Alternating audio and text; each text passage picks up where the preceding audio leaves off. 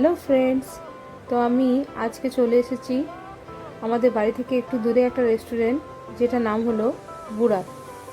তো এটা হলো একটা বাঙালি রেস্টুরেন্ট, মানে বাঙালি রেস্টুরেন্টই বলবো, কারণ এখানে স্টাফরা সব বাঙালি।